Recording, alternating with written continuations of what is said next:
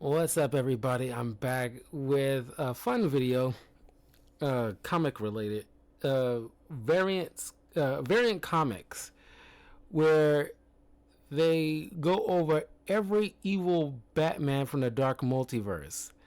And honestly, one of my favorite comic book events is, well, the first uh, DC's Dark Metal event. I don't like the sequels. They should have never done it. But I do like the first one with the evil Batman story. Like the from different dark multiverses. Now, they kind of DC kind of went overboard instead of leaving it be. Just like with the Marvel with the Spider Verse, they should have left at the first event and let that be his only event. But they wanted to milk a dead horse at this point. I messed up the metaphor, but you catch my drift. It's like, golly, you couldn't just leave well enough alone. But they saw like, oh, it made us all these dollars. Well, we'll just keep doing it and doing it and doing it now. But anyway, like the video, leave a comment below. Check out the Variance Comics channel for some good comic information and history, as well as check out my channels, YouTube and Twitch, as I stream games, react to videos, and review content like comic books, because I just recently reviewed a Flash comic. So we'll get right into it. It's going to be nearly an hour with this video, so I sped it up a little bit so we can get through this fairly quickly.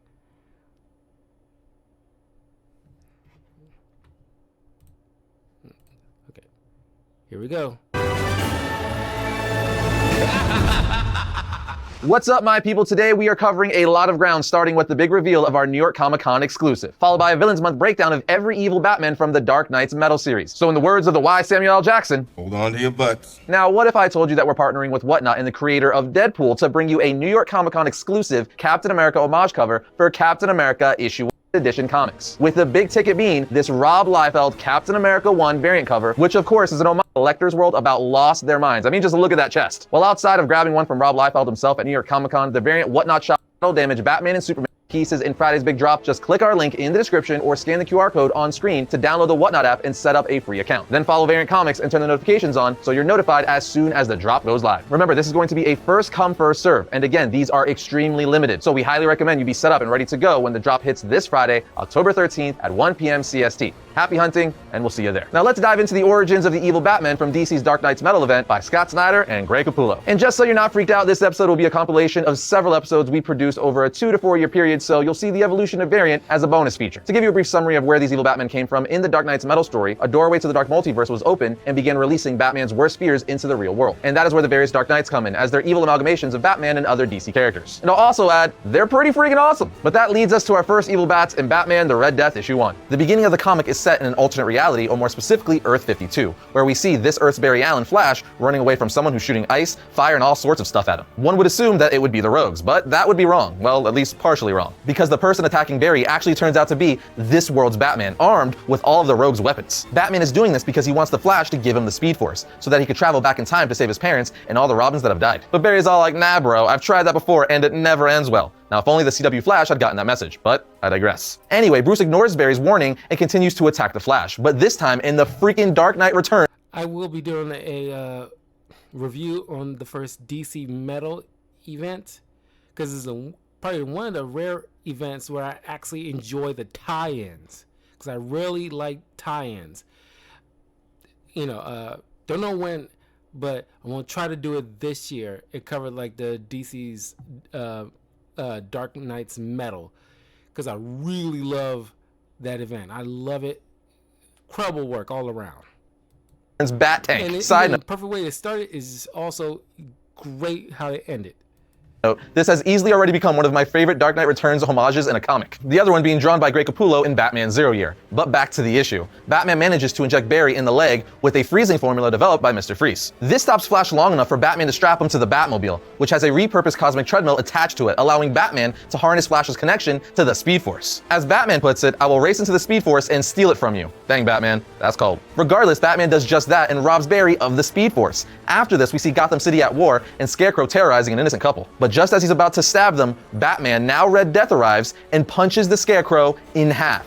Yes, you heard me correctly. He punches the Scarecrow in half. Red Death is my favorite. With his fist. Red Death then proceeds to kill other villains in Gotham, including Riddler, Penguin, and Man-Bat. And as he's doing so, he realizes that Gotham and his entire world is breaking apart, and he's not fast enough to save it. It's at this moment when he hears another voice telling him, our worlds aren't meant to last. They are destined to die. It's a cruel law of nature in this place. You can feel it yourself, can't you? Your time is meant to end. Now. But what if I told you there was a world far, far above us that was destined to live? To which Red Death says, tell me more. Judging by the way his speech bubbles look and his reference to his master Barbados, I think it's pretty safe to assume that this mysterious voice is coming from one of the other Dark Knights, the Batman who laughs, who then brings Red Death to Earth Zero, the first world of the multiverse. And once in DC's main reality, he starts terrorizing all of Flash's loved ones, like Iris and Wally West. This of course leads to a fight with the main Barry Allen Flash, but thankfully Dr. Fate steps in and saves Barry by teleporting him the heck out of there. Red Death then says, it won't save you. We'll fight again, Flash. Barbados foretold the end of our story. I will turn Central City into the home I lost and save my Gotham. Okay, having an evil Batman Flash is all kinds of amazing by itself, but can we talk about how cool it is that instead of having lightning coming off of him when he runs, it's freaking evil bats? Evil bats that apparently suck the life out of you. It's so beautiful, it brings a tear to my eye. But let's pause right here for a second, because if you love comics like we do, you want to preserve and protect your investment, which is why I'm so excited about today's sponsor, CBCS. When it comes to comics, they literally do it all. Don't believe me? Let me give you the top 4 ways CBCS... Now let's talk some evil Batman Cyborg, or better known as Murder Machine. His origin is given to us in Batman the Murder Machine issue 1, with the comic opening up on Vic, aka Cyborg, having a talk with his dad. His dad is all like, I'm super smart and I can help you with this mysterious new metal that the League and Blackhawks are trying to figure out. I can also help protect you from my office at Star Labs. Vic's all like, no, it's too dangerous for you to help at first, but finally just gives in. Right after this, Vic sees that Batman has just teleported to the Watchtower, but he quickly finds out it's not the Batman he knows. It's actually an evil Batman Iron Man. It's not. It's actually an evil Batman Cyborg, but tell me he doesn't look more like an evil Batman Iron Man. I mean, he's got repulsors on his palms and everything. Anyway, it's right after this, we get the Murder Machine's origins, which took place months ago in the Dark Multiverse on Negative Earth 44. It's here we see a crap ton of Batman's rogues gallery, like Killer Croc, Two-Face, Harley Quinn, Bane, and so on, beating the crap out of Alfred, asking him to tell them where Batman is. He doesn't, of course, so they beat him to death. Bane even breaks poor Alfred's back all Nightfall style. Now, of course, Bruce is extremely upset about this and wants nothing more than his surrogate father back. So he tells Vic, a few years ago, I began a scan of Alfred's mind to create an artificial intelligence that might outlast him. But it was never finished, and he called it the Alfred Protocol. He then says something to the effect, I can't bring him online alone, Vic. I need your help. Please, he was like a father to me. Talk about pulling on the heartstrings. Flashback to the present, we see that Cyborg is getting his butt handed to him on the Watchtower by Murder Machine. Then back on Negative Earth 44, we of course see that Vic helped Bruce get the AI Alfred up and running. The one problem is that this artificial Alfred is killing every last person it sees as a threat to Bruce, popping up in multiples, saying, how may I help you? How may I help you? It's pretty creepy, actually. So it kills Bane and every last inmate in Arkham Asylum. Pretty messed up, right? But awesome at the same time. Because this AI is basically doing what Batman could never bring himself to do. At this point, Cyborg comes to Bruce and says this was never what the artificial Alfred was meant for. It was supposed to stitch you up and make sure you ate dinner. We have to stop it before it goes any further. We have to deactivate it. But Bruce is like, we don't have to destroy him. I could fix him. I could make him better. I already lost him once. I'm not gonna lose him again. Cyborg then says, look, Bruce, figure out a way to break through. I'm gonna find a way to fight from the outside without letting either of us get too vulnerable. Whatever you do not let them in. But as we all know, the AI Alfred did end up infecting Bruce. As Bruce said, I still remember the fear when they surrounded me. I realized quickly that my plan was not going to work. I would not be able to affect the program in time. And when they grabbed onto me, started to spread through my body, I was foolish enough to scream in fear. Bruce then explains that this program fixed that, taking away his ability to feel fear and sadness. The artificial intelligence even started rebuilding Bruce, replacing his human flesh, making him stronger, as the comic says. Again, kinda creepy. I like, in the Dark Multiverse, it's just like all the worst outcomes that could have happened did, and it corrupted Bruce in ways that the mainline Bruce would never have let that occurred, or he would have figured out a way to overcome it in some kind of fashion.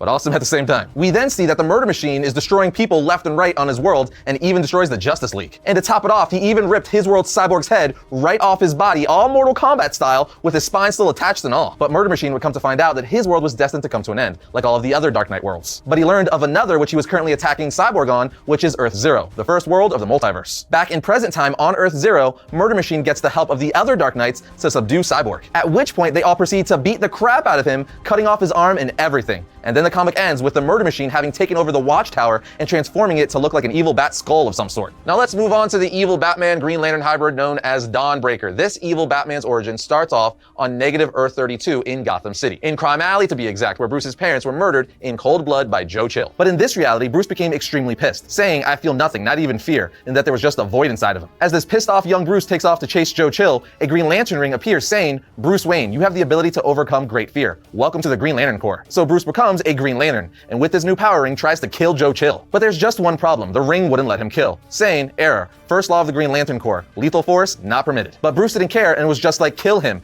I don't care what you say, he deserves to die." And while trying to force the ring to kill him, the ring keeps saying, "Error, willpower at 100%. Error, willpower at 117%. Error, willpower at 181%. Until his willpower overloads the freaking power ring and it says lethal force enabled, and he obliterates his parents' killer, literally melting him alive. Can we just talk about this for a second? This is by far my favorite part in the book. I mean, his freaking willpower was so strong, it overloaded his power ring, allowing him to use lethal force. So cool. After this, he tries to bring his parents back to life with his new ring, but it doesn't work as the ring is just manipulating their dead bodies, which is all kinda creepy. After this, we could assume some time has passed and Bruce now protects Gotham not as Batman, but as a Green Lantern. The problem is, he's all about killing his enemies, and he even says, "I killed without remorse or boundaries. Why did they deserve to live when my parents didn't?" Then there's one panel where you see Bruce grab the Penguin, then fly him into space and leave him floating there to be torn apart by a freaking meteor shower. How unbelievably crazy is that? When I first read this, I was like, oh my god, that's extremely clever and disturbing all at the same time. Anyway, when Jim Gordon questions Bruce about his methods on dealing with criminals, Bruce says, "Shut up, Gordon. You have a daughter, right? Sad. She'll have to grow up without her father. Alone." And then freaking obliterates him.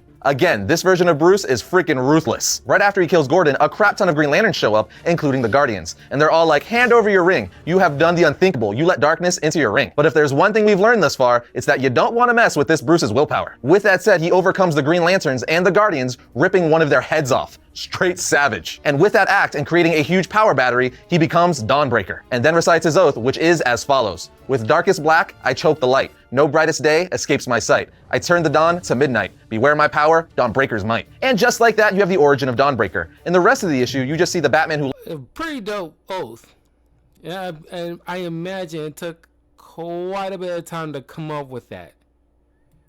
recruit Dawnbreaker to be part of the Dark Knights, and wreak havoc on Earth Zero, where he almost defeats Hal Jordan, but Dr. Fate saves Hal in the nick of time. This was another solid origin and evil iteration of Batman, but let's keep the train rolling with the origin of the Drowned. We get the Drowned's origin in Batman the Drowned 1, where we find ourselves on Earth Zero. Right out of the gate, we see this evil Batman-Aquaman hybrid quite literally drowning Amnesty Bay. She does so by vomiting water from her mouth, all Exorcist style, which is really disturbing but awesome nonetheless. I also really like the design for the character. It looks like she's straight out of the Pirates of the Caribbean films, which is very fitting. Anyway, it's during these first several pages on Earth Zero that we learn her name is Bryce Wayne, and that on her Earth, her lover is Sylvester Kyle, but he was killed by Metis. And obviously Sylvester Kyle is the male version of Selina Kyle. So literally everything is just gender reversed on her world. When Aquaman finally shows up after she sank Amnesty Bay, the Drowned even says, "And Aquaman, gender roles are reversed here." Then after she trades some blows with Aquaman and Mera, we are given her origin on negative Earth 11. We basically learn that Bryce Wayne fought Metas on her Earth, mainly to avenge the death of her boy toy Sylvester Kyle. She even says, "I've hunted and killed plenty of Atlanteans before, since they first appeared on my world years ago." And it's been 18 months since she's hunted down the last of the rogue Metas to avenge her Sylvester. And just when she thought she made the world safe, they appeared again led by their queen, Aquawoman, claiming that they come in peace. But no matter what version of Batman you're talking about, they know better, and Bryce was no different. So Bryce suited up and went to war with the Atlanteans, eventually killing Aquawoman with her own trident by ramming it right through her stomach. Killing their queen, she hoped they would get the message. But guess what? They did not. They retaliated by drowning all of Gotham. Because of this, Bryce realized she had to step up her game.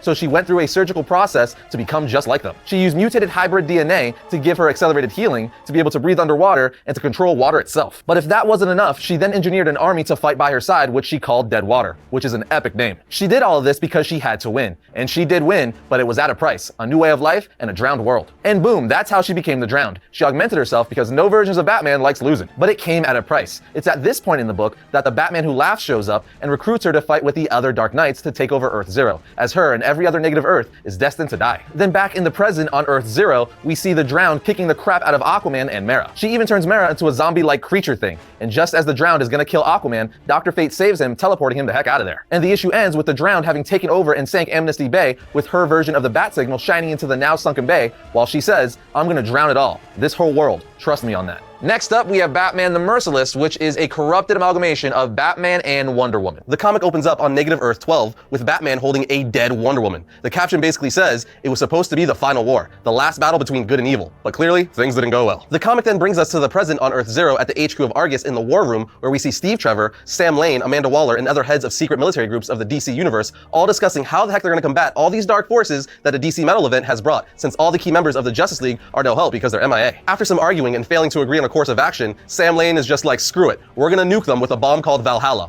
which apparently can even take down Superman. During this, a security breach happens, and the Merciless appears on an upper level, and he just starts killing people left and right, saying, "I give them valiant deaths, clean deaths, that only a sword can deliver." It's after this we finally are taken back to the past on Negative Earth 12 to see how Batman became the Merciless. We learned that Batman and Wonder Woman had been at war with Ares for 2 years because Ares had forged a new helmet that magnified his powers 100-fold, which is all kinds of crazy, but they were eventually able to defeat him. Unfortunately, however, it came at the loss of Wonder Woman's life. Once the helmet was removed that made Ares so powerful, Bruce decided to put it on, even though Wonder Woman had warned him about its power and ability to corrupt before she died. He says, "But at that moment I saw the possibility. If I took the helmet, I could wield its power mercifully, with restraint. For the first time, war could just be fair. With codes and rules, I would reshape war as its damned god." But we know better. Of course it didn't turn out that way, because, well, this is the Dark Multiverse. In the months to come, the helmet corrupted him, and Bruce would kill those who he normally showed mercy, both enemies and heroes alike. He even says, and I'm quoting here, "The helmet showed me that my codes and rules were naive, that all that truly mattered was victory." And just when he's about to storm Olympus, yeah, freaking Olympus, the Batman Who Laughs shows up, and of course recruits him like he's been doing with all the other Dark Knights. After this, we're brought back to the present, where the Valhalla bomb is finally dropped, but it's absorbed by the Merciless, at which point people start worshipping him like a god. Then on the final page of the book, we get a big twist. Ares didn't kill Wonder Woman, he only stunned her. Bruce actually killed her when she tried to take the helmet from him. Bruce says, "You reached for it, Diana, for the helmet, so I had to strike you down." These nightmare versions of the Dark Knight are all kinds of ruthless, but we're just getting warmed up, because next we have a Batman Doomsday hybrid known as the Devastator from Batman the Devastator 1. Getting right into it, the comic starts off showing a Superman who's trapped in the Dark Multiverse, with Bruce narrating. I just love the look of all these different versions of Batman, because you can tell there was time put into it. It was time, it was well thought out. Oh my God, it was a great time during this event. It was a great time. I just so locked in. Could not wait for the next one. It's so rare I get that from comics these days. Saying something to the effect of that he should have known not to trust Superman, that he should have seen past the facade of hope and a better tomorrow that Superman supposedly stood for. We are then taken to Earth Zero, where Devastator is fighting Lobo, and Bruce is still narrating, saying how stupid it is that other superheroes think to themselves, what would Superman do in a dire situation? Like defending the Cosmic Tuning Fork from Devastator. Although they tried, they failed. Anyway, Devastator kills Lobo by literally throwing him into the sun, which is all kinds of insane. We are then taken back to one day on Earth Zero, where Bruce visits Lois Lane in Metropolis. The problem is, it's evil Devastator Bruce. He tells her, "I made it so he could never hurt you again. I need you to listen to me, Lois. I wanted to do what I could never do on my Earth." After this, we are then taken back in time many years ago to Negative Earth 1 to see how Batman became this evil Doomsday and what the heck he was talking about when he was talking to Lois. We learned that somehow on this world, Superman went crazy and started killing everyone. Batman had tried everything to stop Clark, including using the same kryptonite spear we see in Batman v Superman, which is kind of awesome. What happened was Superman killed his wife, this world's Lois Lane. So Batman was finally like, screw it, I'm gonna kill this guy. So Batman tries to use the kryptonite spear to kill Superman, but Superman cut Batman's arm off with his heat vision. Superman then says something to the effect of, "I've heard the other leaguers talk.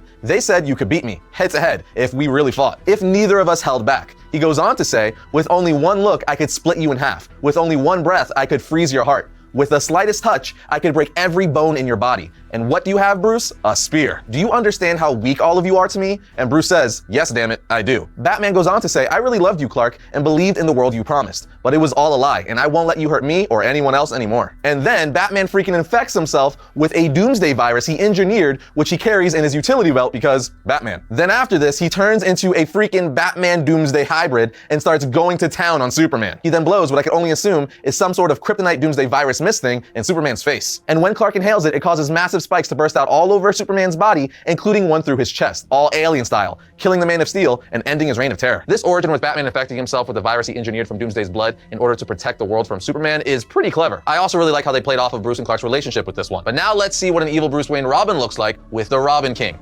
Juggling too many business subscriptions? You only need one. Canva Business. Access thousands. And I'll tell you up front, this is one of the most twisted versions of the evil Batman. The Robin King's origin is given to us in the one-shot death metal legends of The Dark Knight. And the story starts off at Wayne Manor with a bloody and gun-wielding Alfred who is also missing a shoe. Alfred then says, "This is Alfred Thaddeus Crane Pennyworth, recording on late Master Wayne's medical notes recorder." Not in my wildest dreams could I ever have imagined that Wayne Manor, my home for so many years, would become an actual battleground, but it has. And a blood-stained one at that. The most sickening fact in all of this is that the true enemy was me. Alfred then brings the recorder down from his mouth, looking down defeated and depressed, saying every omen, every sign, I ignored. Because he was my boy too, Bruce Wayne, and only by the grace of God was I able to subdue him, momentarily. But in case my efforts are in vain, I wanted to leave something behind to warn Gotham, that its prince is quite mad. You won't believe me, I know he's too smart to let it show. Alfred then goes on to recount times through Bruce's childhood where he saw signs that something was seriously wrong, like the time he bashed a rattle across Alfred's face, making him bleed, or how he would stab his stuffed animals with his mother's knitting needles. But then it gets even crazier as we see Bruce setting cars on fire. We then see things like Bruce killing his pet goldfish by strangling it with his bare hands and putting a cat in the microwave, then turning it on. He also dissected a bat while it was still alive, with joy in his eyes, mind you, from the pain he was causing it. But it doesn't stop there. He pushed a man off a ladder, beat a kid over the head with a cricket bat, all cut and dry signs that this kid is loco. Anyway, one night after seeing a movie, him and his parents head out of the theater. And by the way, they didn't see the mark of Zorro in this universe, but rather beware the Grey Ghost, which is an Easter egg and reference to Batman the Animated Series. And as all BTAS fans know, Bruce's favorite childhood show and idol was Grey Ghost. But in this universe, Bruce is actually complaining about the Grey Ghost. Literally, as they leave the theater, Bruce is saying, "I wouldn't have come if I'd known it was in black and white. The blood looks fake." And Thomas, Bruce's dad, says, "The film's a classic, Bruce," to which he replies, "Yeah, classically boring." I just love the contrast how in this universe Bruce hates it, where in Batman the Animated Series, Grey Ghost is his favorite thing ever. So the way writer Peter Tomasi flipped it here to really show how different this Bruce is was awesome. I mean, if the microwavy cats didn't give it away already, this definitely does. Anyway, you guys know what happens next. Joe Chill comes up pointing a gun at all of them saying, "Give me your pearls, your necklace, your money, yada yada yada." But this Bruce, being the psychopath he is, says, "A Glock 17, good choice, carries 2 more rounds than a Beretta and is half a pound lighter." To which Joe Chill says, "Ha, I like him. Kid knows his guns." Bruce then says, "You're right," as he pulls out a knife and slits Joe Chill's throat. He continues to say, "I know a lot of things, like where's the best spot to cut your artery." But it doesn't end there, friends. Bruce then decides to pick up Joe Chill's gun and point it at his parents. His parents are like, "Put that gun down, what are you doing?" And he responds by shooting both of them several times, killing them in cold blood. He then proceeds to take the gun and plant it in Joe Chill's hand so that when the cops come, they'll think Joe Chill did it and that he was also killed in the confrontation. Again, this Bruce is like Cletus Cassidy psychotic. He even says, after killing Joe Chill and his parents, "Now that's real blood." We are then taken back to Wayne Manor, where Bruce is just looking on a laptop at all the assets he will inherit from his parents when he's 18. And clearly Alfred is not happy with this. Anyway, moments later, Jim Gordon comes knocking on the door saying that someone had shared files with him. They were encrypted, but his daughter helped him open them. He continues to say if what they say about the boy is true, and Alfred interrupts saying it's all true. But of course, this Bruce is not gonna go with the cops. So he literally shoots an arrow from a crossbow through Jim Gordon's throat. Alfred, not putting up with this any longer, then gets into a fight with Bruce, one that ends with Alfred using a tranquilizer gun on him. He literally shoots Bruce several times with it. And this brings us full circle to the first page of the story where Alfred is bloody, recording all of this on Thomas Wayne's medical notes recorder. Then as Alfred is continuing to record all of this, we see Bruce come flying through the wall and this goes to show, like, 'cause I know people complain about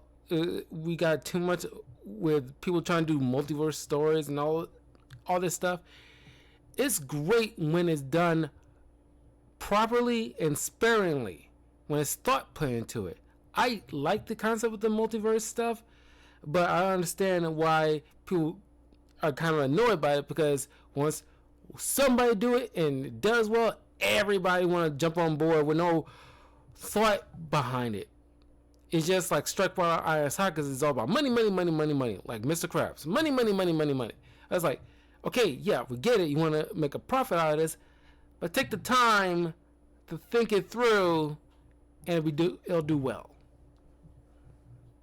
a Robin costume saying, "How do you like my new uniform, Pennyworth?" Alfred then falls to the ground, dropping his gun, saying, "Stay back." And Bruce says, "Thank you, Alfred, for protecting me all this time, keeping me safe until I was ready." And Bruce is saying all this as he lifts a heavy statue over his head and over Alfred. But Alfred just looks at him saying, "Go straight to hell, Master Bruce." At which point, Bruce brings it down on Alfred's head, and we see blood splatter everywhere. As Bruce says, "After you, old friend." We then see Bruce sitting on a chair with Alfred's bloody body next to him, while he's ringing a bell saying, "Hear that? It's the sound of the Robin King. A new spring is coming." Okay, next up we have the evil Batman Punisher called the Grim Knight. He was first introduced in the Batman Who Who Laughs solo series, and we got his origin in issue 2 of the title. The issue starts off with Batman forcing Alfred to do everything he can to save the Joker as he shot himself in the heart at the end of the first issue. Alfred is all like, but if we just leave him here, we won't be killing him, Bruce. That's the beauty of it. Alfred is basically telling Bruce, this is our chance for the Joker to die without you having to kill him. But Bruce says, I know how badly you want the Joker gone, but the only way to beat the Batman Who Laughs is by staying true to who we are, whatever the hell it takes. As we see Batman being injected with a bunch of Joker toxin antidotes, like all of them, every single one he has. He does this to keep himself from transforming and becoming all Jokerized. If you don't remember, at the end of the first issue, Joker shooting himself in the heart released a Joker toxin that infected Bruce. In any case, the antidotes are subduing Bruce's transformation for now. We then see that the Batman Who Laughs is still stealing different Bruce Waynes from other dimensions and killing them, but also stealing their blood and tissue samples to make a serum that can infect a person's cells with dark matter, making nightmare versions of anyone infected. And the latest Bruce Wayne he killed from another dimension was older and the mayor of Gotham City, who was in the middle of celebrating the signing of a federal energy contract in Gotham. After this, we see the Batman Who Laughs sneaking into Wayne Tower, easily getting by a blind doorman at the elevator. Because the doorman's blind, he's not even quiet about it. The Batman Who Laughs even has a conversation with him, since, well, he is Bruce Wayne just from another dimension, meaning his voice is identical. Once he gets to the floor he wants, he gets off and starts killing guards left and right, chopping off arms, hands, throwing batarangs into people's faces, just wrecking shop. At which point, Batman shows up and the two start squaring off. Batman knocks the Batman Who Laughs down, getting the upper hand, or so he thinks. It was all part of the Batman Who Laughs plan, as moments later he was sniped by the Grim Knight, who was watching from the top of a nearby building. The Batman Who Laughs then gets up and says to Batman, don't try to get up. The bullet lodged in your intercostal has a bat taser in it. He continues to say, the Grim Knight, even his bullets, shoot bullets. And here's where we get the origin and or backstory to who the Grim Knight is and how he came to be. As the Batman Who Laughs explains, the Grim Knight is the deadliest man alive. He's us if Joe Chill dropped the gun in the alley and we picked it up. So with this version of Bruce, when Joe Chill dropped the gun after killing Bruce's parents, Bruce got his revenge immediately by picking up the gun and killing Joe Chill, which is a really cool twist on the Batman's origin. Anyway, the Batman Who Laughs continues to say, it's not just the guns though. No, on his world, he has Wayne Enterprises weaponized. Chips in your GPS, valves in your water filtration, your minivan drives off a bridge, you never know who killed you. He's us at total war. I've been saving him. What can I even say? This is one of the coolest takes on Batman I've seen. Like it says in the issue, it's Batman at total war. Like a Navy SEAL military elite Batman that has everything hacked and weaponized to use at his disposal. It quite frankly could be the most dangerous version of Batman we've ever been introduced to. To say the least, I'm very curious to see where they go with him in the... I remember this character, and the way that Bruce beat him is because he did not bother to train in physicality, like, you know, hand-to-hand combat in the same degree as Bruce did. So he isn't a master of all forms of hand-to-hand combat like Bruce. So, because he spent so much time training to use weapons, Bruce managed to beat him through hand-to-hand combat. This is what I remember. Story. I think he's definitely going to be a huge part of the story towards the end of the series. That would just be my bet. Snyder has to have some kind of big reveal or twist with him. He's too cool of a character for him to continue only popping up once or twice an issue. I keep using this analogy, but it's like if Batman adopted Punisher's mindset, but even scarier because he's Batman, one of the most brilliant, wealthy, and more importantly, dangerous men in all of comics. So you take away Batman's rule of not killing, and then give him the technology of Wayne Tech and access to some of the world's deadliest weapons. That's a scary dude right there. Now we're on to the Dark Father, which is the Batman version of Darkseid. This one is intense, and his story comes in Dark Knight's Death Metal 3 from 2020. Issue 3 starts off with Batman and Wonder Woman's ship crash landing on Apokolips. It's the composite ship that Toymaster made for them, which we saw in the previous issue. We then see a Brainiac version of Batman and an Atrocitus version of Batman called Batrocitus, and they're checking the wreckage only to find Jonah Hex, who they think is dead. But he's not, and instead detonates a bomb, killing all of them. We then see Wonder Woman, Batman, and Harley Quinn racing through Apokolips, as we see the explosion from Jonah Hex in the background. We also see that parademons on this world are Robin parademons, or Para-Robins. So much so, they even say, holy boom, Batman. Yeah, Scott Snyder is definitely getting all of his fanboy dreams out in this series. Basically, we see that the Batman Who Laughs redesigned all of Apokolips in his image. This is as close as I'm going to get in reviewing, or at least put on my channel, the Death Metal, because I really wasn't, it's not terrible, but it's not as good as the first Dark Knight's Metal.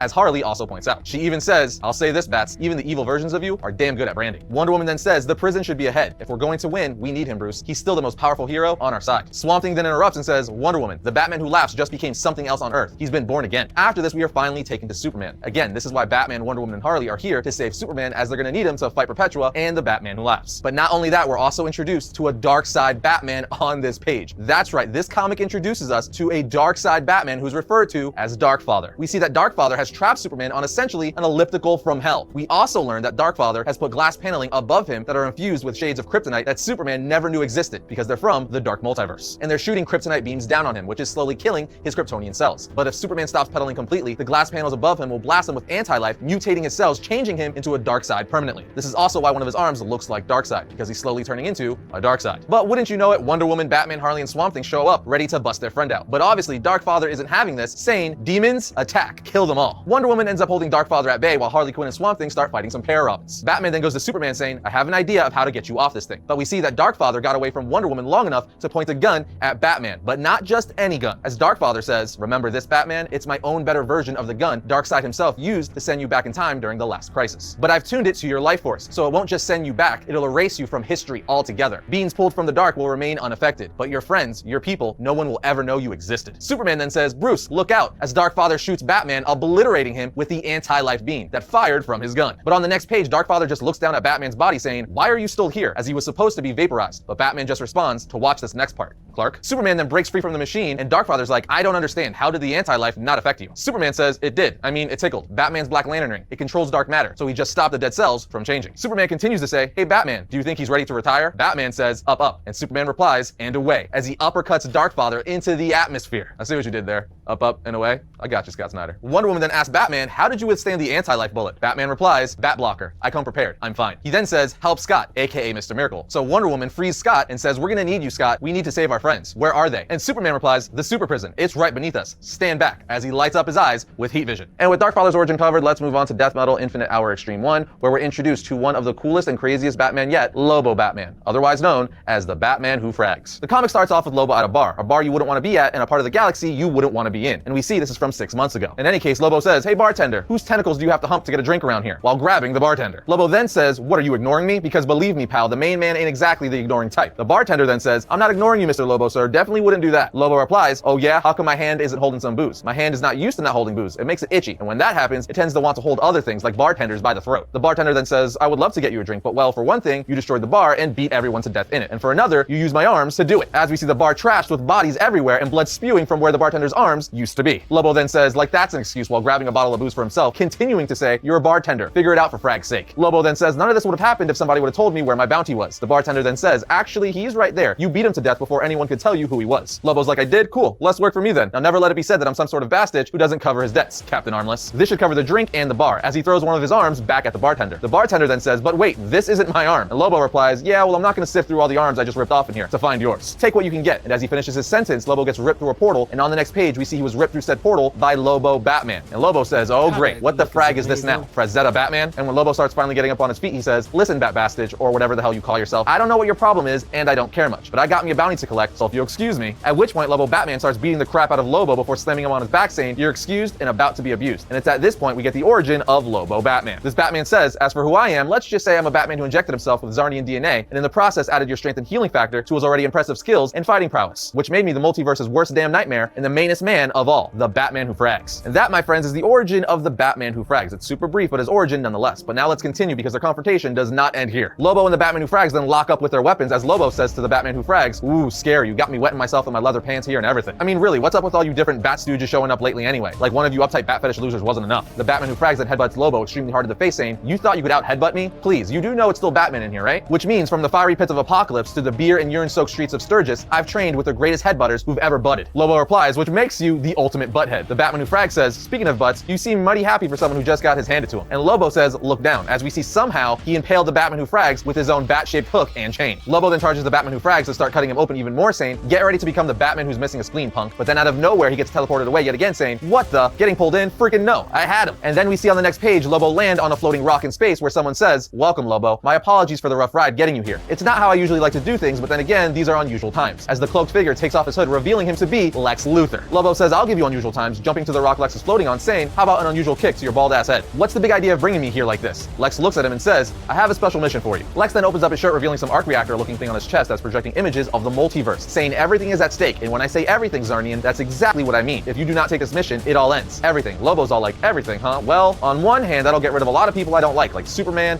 and every kind of Batman. Also, Guy Fieri. But on the other hand, it'll also be curtains for stuff I do like Babes, Dolphins, Brew, myself, and hell, money. He then says, all right, Lexi, you got my attention, but now who the frag would be getting the bad news that the main man was coming for them in this scenario? Lex replies, not who, a what? Death Metal itself. That's right, friends. If you've been reading the main Death Metal title, you know that Lobo has appeared in several issues and was revealed to be gathering Death Metal for Lex Luthor. Well, this is giving us the origin of how that happened, essentially the how and why Lex hired Lobo to do this for him within the main Death Metal series. In any case, Lobo then says, Death Metal? Huh, well don't that sound expensive? Lex replies, Lobo, you'd be getting paid handsomely if that's what you're hinting at. Lobo replies, it is, and it's all I needed to hear. I'm in. Now there's just a matter of a ride. Them floating rocks don't exactly seem like they get too much in the way of miles per hour. Luthor replies, it's all been taken care of, as a space chopper appears for Lobo, to which he says, you done good, Lexi, as he heads out to find the Death Metal for Lex Luthor. We are then taken back to the Batman Who Frags, who's pulling the bat hook out of his chest, and when he does, he says that Bat-Stitch got away. He then hops on a space chopper saying, and that just don't happen to the Batmain man. I also have to mention that he's dragging Two-Face, Mr. Freeze, and Penguin's bodies with chains. Also, a Lobo-looking Joker head is mounted on the front of his bike. So, that's the thing. He continues to say, yeah, somebody's about to learn the hard way, something every single resident in my Gotham is well aware of. The Batman Who Frags don't ever send anybody to Arkham. He sends them to hell. And he says this while licking his bloody hook, finishing his sentence saying, better get that suntan lotion ready, Zarnian. This brings us to part 2 of the comic titled What the Frag is Death Metal Anyway. Here we see Lobo in search of Death Metal on Black Hawk Island, where he gets into a fight with Black Monday, aka Solomon Grundy Batman. Black Monday's trying to stop him from getting the Death Metal, but Lobo is able to beat him by causing a building to collapse on him. Lobo then runs into Hawkman, who's guarding the metal, who at first was prepared to fight Lobo from taking the Death Metal, but ultimately Hawkman says, I can't keep it hidden forever, maybe your fates help, and our only hope. At which point he gives him the metal, and as soon as he does, the Batman Who Frags in his Batplane starts shooting missiles at Hawkman and Lobo, because obviously he was able to track Lobo down. As explosions are going off all around them, Hawkman says, quick, I set up this portal, though to be honest, I'm not quite sure where it leads. I'll stay back to hold them off. And Lobo says, oh no you're not, you're coming with me through this mystery portal, big boy. The Batman Who Frags then flies away in his plane thinking he killed Lobo, but in actuality Lobo and Hawkman were taken to Gemworld, which is full of unicorns and all kinds of crystals. Hawkman then tells Lobo, I was ready to die back there, I had made my peace long ago. Lobo then interrupts saying, suck it Carter, nobody cares. Now this is the part I've been waiting for, as he opens the box containing the Death Metal, and when it does, it gives him the power to rewrite history. So Lobo starts messing with characters' backstories, like Superman redoing his origin, having John Kent say, when he sees Superman's rocket land in a cornfield, look, a rocket, probably dangerous. I know, let's drive right up to it. Once next to it, he then says, watch me touch the stupid rocket like a fracking clown, while Martha Kent says, I love to be a dumb idiot. And when they open up the rocket ship, it reveals a baby Lobo. He then writes himself into Batman's origin saying, surprise Clydes, it's a crime in Crime Alley. Who'da thunk? Making himself the one who killed Bruce's parents. And he does the same sort of thing with Wonder Woman as well. Then all of a sudden, a giant hand starts making its way through another portal, pulling Lobo through saying, this is worthless nonsense. And we eventually see the hand that's pulling him through is Brainiac, who was secretly sent by Lex Luthor to ensure Lobo relinquished the Death Metal. But of course, having all this powerful metal, Lobo has to mess with Brainiac, putting him in a granny's dress, to which Brainiac says, does not compute. While Lobo continues to mess with Brainiac, the Batman Who Frags shows up, yet again shooting Lobo saying, remember me? I got an unforgettable face. You can't keep a good Lobo down, as he starts shooting Lobo. But this time, Lobo gives the Batman Who Frags a boot to the face, and then throws him inside of a pocket universe. Brainiac then just looks at Lobo while still in a dress saying, Lobo. Lobo's all like, what? And Brainiac says, I believe you know what. Lobo then says, fine, and puts Brainiac back in his normal outfit. Brainiac then says, restored. The inflection point approaches Lobo, the moment when existence hangs in the balance. The key to everything is in your blood. Lobo replies, in my blood? Brainy, maybe you're actually as smart as you think you are. I think I have the most extreme idea yet. And then in the epilogue of the issue, we see Lobo sent the Batman Who Frags to an alternate universe where he lands in front of the Hall of Justice, where he says, yeah, dumbass, I'm still alive. You can't keep a good Lobo down. I'm gonna get my revenge and I'm gonna frag you. But out of nowhere, someone punches him saying, surprise, Clyde. And then on the final page of the issue, we see it's a Lobo Justice League beating the crap out of the Batman Who Frags while he screams, no. Now that does it for Lobo Batman, so it's time to move on to the origin of the most notorious of all the evil Batmen, the Batman Who Laughs, which of course is the insanely powerful Batman-Joker hybrid. His origin was laid out in the Dark Knight's Metal tie-in issue, Batman Who Laughs issue 1. This is not surprisingly our favorite evil Batman origin, and it really demonstrates how dangerous and deadly a twisted Joker Batman would be.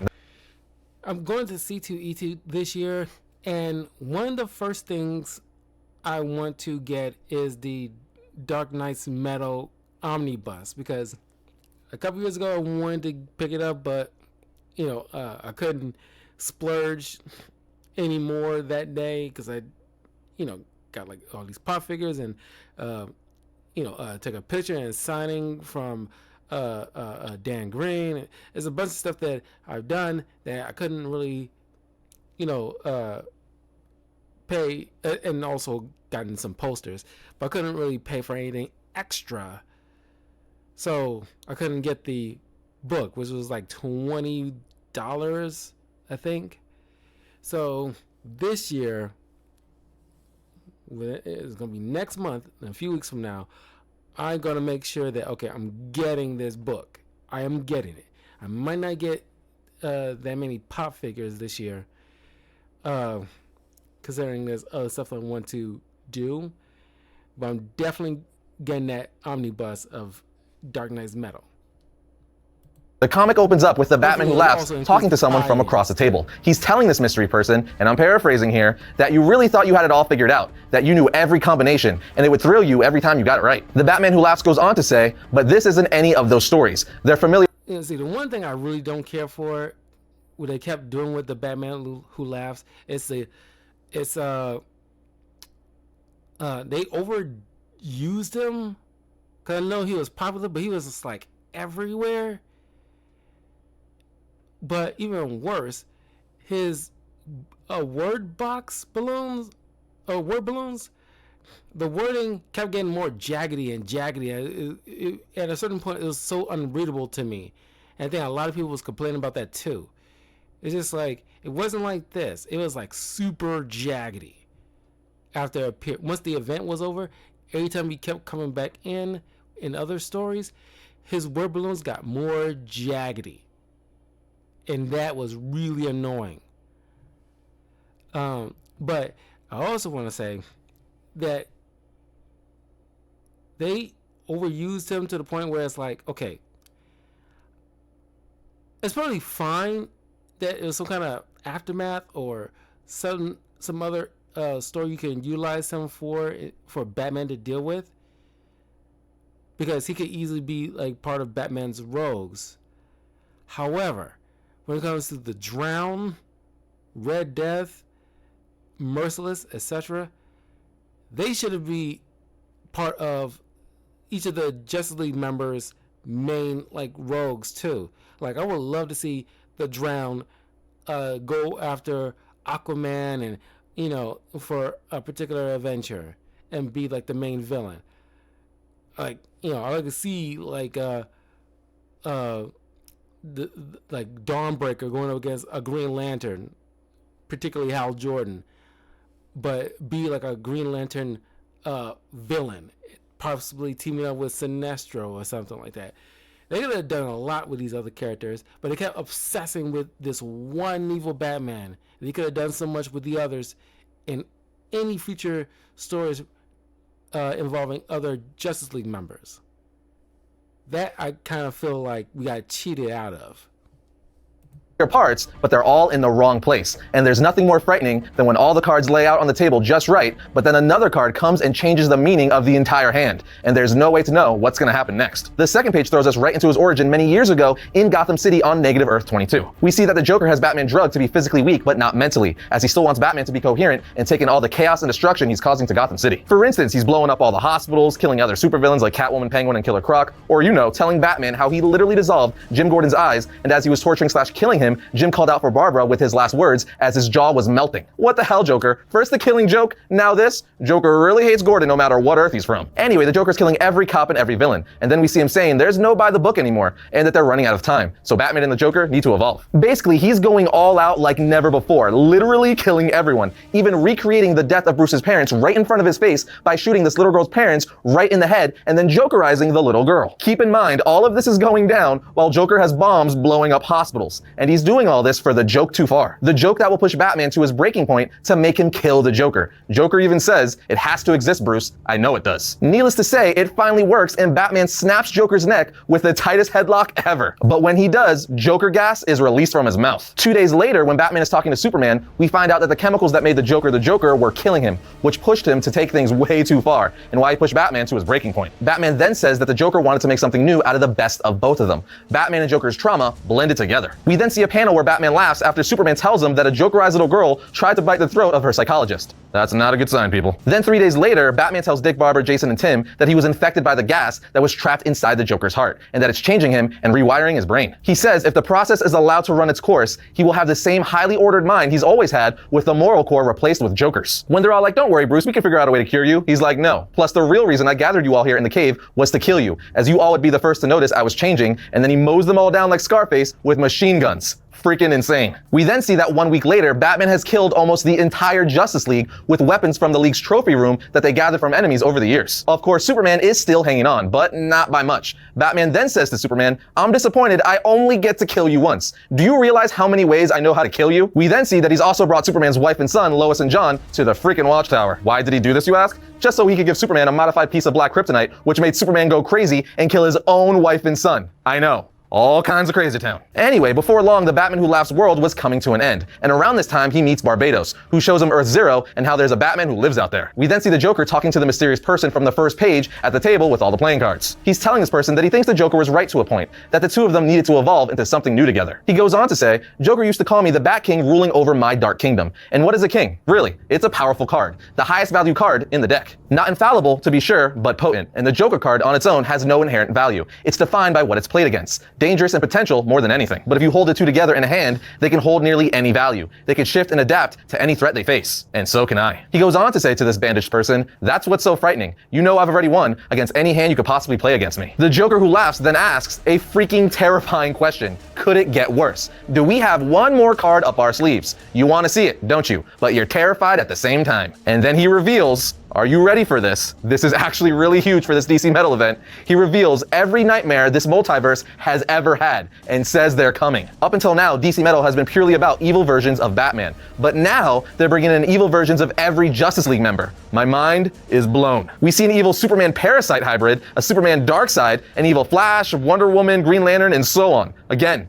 my mind is blown, guys. The comic then ends with him telling this bandaged, chained up person, to win, you need to adapt. And to adapt, you need to laugh away all the restraints, everything holding you back. You see, a Batman who laughs is a Batman who wins. But now let's go back to past eras to see what happens when the Batman Who Laughs evolves into the Darkest Night in the Legends of the Dark Knights one-shot. It starts off with us getting the Batman Who Laughs perspective from a scene that happened in Death Metal issue 2, where a bunch of evil Alfreds from all over the Dark Multiverse are operating on him, putting his brain inside of a Bruce Wayne Dr. Manhattan body. If you want to know why they're putting his brain inside of a Bruce Dr. Manhattan body, check out our episode for Death Metal issue 2 right here. Anyway, the Batman Who Laughs then says to himself while looking up at the bright lights over the operating table, "I'm aware of what they will say to me before they say it. The first will ask if it worked, the second will ask if I'm here, and the third will want to know if I could hear them." And guess what? He was right, because all three Alfreds ask him all of that in the exact order that he stated. The Batman Who Laughs then says to himself, "And I am here. No, I am no longer the Batman Who Laughs. I am something more. I just need to figure out what that is." We then get a giant splash page from the Batman Who Laughs, who's going through Batman's history, starting from the night his parents died. And he's saying how a hero was born from tragedy, from bullets fired in a dark alley in Gotham. He then talks about how he swore an oath on his parents' grave to avenge their deaths by protecting others from their fate. He goes on to say how Batman trained for years, crafting his mind and body into the perfect weapon, and eventually came back to Gotham to fight alongside incredible allies and defeat incredible villains. But at the end of recapping Batman's origin, he says, "But if I were the Batman of the real world, Earth Zero, this is where my story would end. But I am not Batman." We then get another huge two-page spread where the Batman Who Laughs is telling us about his dark multiverse and how on his universe he ended up killing the Joker, but the Joker had one final joke. You see, a toxin in the Joker's heart released upon his death, a toxin that would make whoever killed him the next Joker, making Batman the Batman Who Laughs. The Batman Who Laughs then continues telling us how Barbados came to him and taught him the nature of the dark multiverse, and how there was a true stable multiverse above it, where the real Batman lived. The Batman which all the Batmans down here were twisted reflections. He then says Barbados planned to drag the multiverse down into the dark and destroy it. So the Batman Who Laughs convinced him if he wanted to bring the world to heal, he needed more dark Batman. So the Batman Who Laughs found his first Dark Knights, his own Justice League of Batman. But of course, the Batman Who Laughs had his own agenda. When the heroes of Earth Zero won the battle against Barbados, he would not let himself be dragged back into the dark. You see, the Batman Who Laughs predicted that Barbados' actions would free the great mother of the multiverse, Perpetua. So he engineered a plan to usurp her chosen right-hand man Lex Luthor, so that as she rose, he would rise with her. But even being Perpetua's right-hand man, he knew he still lacked the power to fight back should she turn against him. And he knew he could only keep the heroes of Earth Zero at heel for so long, and that Wonder Woman would one day rebel and cut him down. And she eventually did, and there ended the story of the Batman Who Laughs. But as he says, I am not the one who laughs either. Not anymore. I am something else, made from the one dark Batman that I told no one about. The Batman Who Laughs goes on to tell us, "See, while I was still him, traveling the dark multiverse in search of knights, I saw one echo of a Batman I hid from everyone. A Bruce Wayne who, after encountering an incredible energy tied to a button from another universe, decided to replicate that power. I then watched him build the intrinsic field generator, unaware of its true power or what it might lead to. I watched as the experiment began to go awry, and as he went to set it right, I activated the machine. It took months for that Batman to pull himself back together, molecule by molecule, a power strong enough to create and destroy worlds, a Batmanhattan. But it only took seconds for my energy knife to lobotomize him before he grew powerful enough to see me coming. And so, I had my path to ascension." The Batman Who Laughs now in the Batmanhattan body says, "I feel my awareness expanding as my mind takes hold of its new body, and I am ready to take my final form." He then says, "I am not only aware of my entire life, but the the life of every twisted Batman in the dark. And I will put aspects into myself from the most terrifying, the most vicious, and be something new. Yes, I will be the culmination of human evil and a cosmic weapon of infinite power, designed to win at any cost. I draw in the many lifetimes of experience and knowledge, and so I explore Batman after Batman. He goes on to say, in a way, I become each of them, and I learn from the Dark Nightmare lives. Each of the ways a this like Batman who probably joined the Court of Owls, one that joined Ra's al Ghul, Pirate Batman, Lex Luthor Batman, Caveman Batman, Prometheus Batman, Mr. Freeze Batman, all different, there's a Bane Batman down here. All different ways things could have gone awry in Batman's career. They did, and he turned him into twisted monsters versions of himself. Batman could be pushed to fail, and I stitch their experiences and skills into my mind, becoming more and more powerful as I push deeper into the dark. Until suddenly, it dawned on me, a revelation, clear as day, a simple truth I never saw before this moment. He then tells us that the Batman has always been a reactionary idea. He was born in response to those gunshots in the alley. And just as he has reaction, so does all the twisted Batmen of the dark. Even the most dominant of them are still a reaction to some fear that has shaped him, built him into some new, crueler incarnation perfectly designed to overcome it. And now this ascended Batman who laughs understands this, and even says, I now know that I am not a Batman of any kind. Not a Batman who laughs, not a Batmanhattan, not even a combination of all the dark Batmen. I am more. And to be more, I must not be a reaction. I must be the thing that creates the reaction. I will be the bullet. The multiverse will be the dark alley, and its worlds still fall like pearls before me. I just need to stop for a second because holy crap, this is awesome. The dialogue for this issue and the Batman analogies he's making to relate to the Batman's origin is so good. Hats off to Scott Snyder, Josh Williamson, and James Tynion who wrote this story. Well done, my friends. Well done. Anyway, this ascended Batman who laughs then says, the speedster with the touch of Manhattan, I will take his power and then rise up and create my own multiverse. A multiverse that laughs. Every planet like a bullet to be fired at gods like Perpetua. A multiverse that will eat all other realities after reality until there is not one being in the Omniverse but me, the darkest night of all. It's at this point we are taken back out of his mind and onto the operating table where the Alfreds are looking at him saying, thank God, it's really you, isn't it? Say something, please. And the darkest night says, bang, with an evil smile as the story ends. Yes, this is easily among the most powerful versions of Batman to ever exist in comics, evil or not. In fact, he actually went on to slig it out with Perpetua, the mother of the entire multiverse. So, that should tell you what's up. Regardless, that wraps up our Origins compilation. Yeah, this nice little history breakdown of every evil version of the darkest Batman in the dark multiverse. I will be covering it. Possibly when I get the omnibus, probably around that time, I will cover it because it's so good. So good. Won't go through the other Melody events because they're not as good in my opinion, but glad I was able to cover react to the video that covers all those. But the only kind of grievance I have is just they kept utilizing Batman Who Laughs long after the event, where they could have, at the very least, spread the popularity out because people love the, other evil version of Batman that could tangle with other members of the Justice League, like the Drowned or Dawnbreaker or Red Death, etc. Because they can easily tell very interesting stories with them. But anyway. Let me know in the comments below which version of the Dark Batman is your favorite. And I will see you all soon. Take care.